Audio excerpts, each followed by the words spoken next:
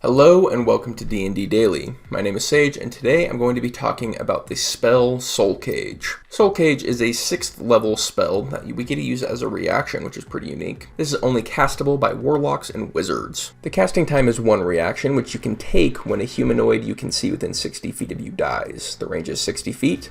The components are VSM and a tiny silver cage worth 100 GP, which will come into play when using the spell. The duration is 8 hours. This spell snatches the soul of a humanoid as it dies and traps it inside the tiny cage you use for the material component. A stolen soul remains inside the cage until the spell ends or until you destroy the cage, which ends the spell. While you have a soul inside the cage, you can exploit it in any of the ways described below. You can use a trapped soul up to 6 times. Once you exploit a soul for the 6th time, it is released and the spell ends. While a soul is trapped, the dead humanoid it came from can't be revived. The first thing we can use a soul for is still life. You can use a bonus action to drain vigor from the soul and regain 2d8 hit points. Next is Query Soul. You ask the soul a question, no action required, and receive a brief telepathic answer which you can understand regardless of the language used. The soul knows only what it knew in life, but it must answer you truthfully and to the best of its ability. The answer is no more than a sentence or two, and it might be cryptic. Borrow Experience. You can use a bonus action to bolster yourself with the soul's life experience, making your next attack roll, ability check, or saving throw with advantage. If you don't use this benefit before the start of your next turn, it is lost. Eyes of the Dead. You can use an action to name a place the humanoid saw in life, which creates an invisible sensor somewhere in that place if it is on the plane of existence you are currently on. The sensor remains for as long as you concentrate, up to 10 minutes, as if you were concentrating on a spell. You receive visual and auditory information from the sensor as if you were in space using your senses. A creature that can see the sensor, such as one using invisibility or true sight, sees a translucent image of the tormented humanoid whose soul you caged. Ooh, this spell is flavorful, and that's what I love about it. It's also versatile and flexible. There's a lot of different things you can do with this spell. Very cool spell. But first, let's take a look at who can actually learn this. This is a warlock or wizard exclusive. Now with the warlock, this is a 6th level spell. So it's going to have to be one of our Mystic Arcanum. And when you choose a Mystic Arcanum, it's a fairly large commitment. For example, if we choose this as a Warlock, we're giving up Mass Suggestion, which is probably a better combat spell. So this spell better be worth it. And I'm not saying it always is, but I'm not saying it's sometimes not. This is actually a really cool spell that you can do a lot with, which we're going to dive more into. As for Wizard, yeah, I think this is a spell worth looking at when you're selecting your 6th level spell list because of the versatility that it brings in and a lot of cool things you can do with it. So let's talk about it. Starting with Steal Life. Now, if we were to use this when we have the Pact of the Chain and the invocation that allows us to take max healing all the time, then we're going to be healing 16 times 6, healing every time we use our 6th level spell, which is pretty great, and we can use it as needed. So we can just carry the soul. Okay, we need to heal a little bit, and you can take a chunk off, heal up. So it can actually be really good sustain for a particular build. Now, Query Soul is pretty awesome because it's an informational gathering technique that, again, I always say this, but I think information gathering is underrated and hard to quantify in D&D.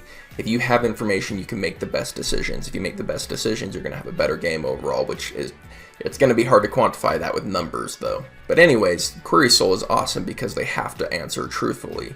So your interrogations can now be 6 questions and be able to get truthful answers that are told to you telepathically. Pretty neat. And the thing is, you can carry it around for 8 hours and ask questions as they come up.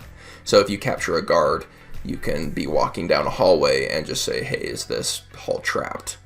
Bam. Okay, now we got through that section. Okay, where's the key to this door? Bam. Okay, now let's go find it. So it's pretty cool that you can hold on to the soul and move with it. Borrowed Experience allows us to gaining advantage on our attack roll, ability check, or saving throw is pretty great, especially the saving throw. So if we're in combat and we cast a really big fight-winning spell and we have a soul already prepped, we can start feeding the protection of our concentration. Whether or not we get hit, it's just that extra line of defense against it if we have a fight-winning spell up. Now, using it for ability checks can come up and can do some cool things. Attack rolls for a wizard and a warlock, probably not. If we're using our soul to get advantage on a single roll of our Eldritch Blast, it's probably not going to be worth it.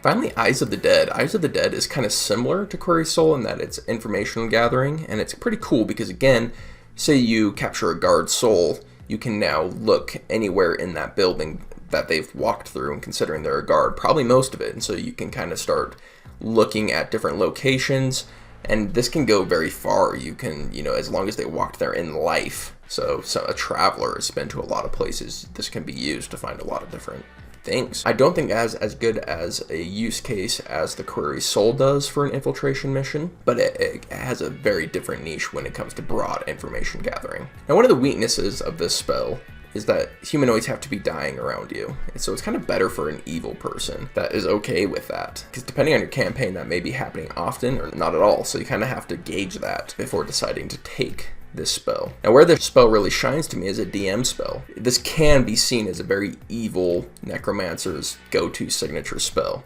which I kind of love. I love the idea of a party member dying. What? And them casting Soul Cage and ripping their soul out and having it in a cage. And now through this combat, the party wants to get this soul back so they can revivify, because now they can't revivify. It creates this tension. And that's a nasty bad guy, someone who rips the soul out of their ally. They're not going to like that guy. That's terrifying, especially because he's like taking bites out of it like an apple or whatever. Pretty cool. I really like this as a villain spell. I would place Soul Cage as an underrated spell. I think it's really awesome and underappreciated and very flavorful. But that's what I think about it. What do you guys think about it? How would you use it? What applications did I miss? Let me know in the comments down below. We're D&D Daily. We release new content every freaking day. If that's interesting to you, hit the subscribe button. I'll see you tomorrow. Peace out.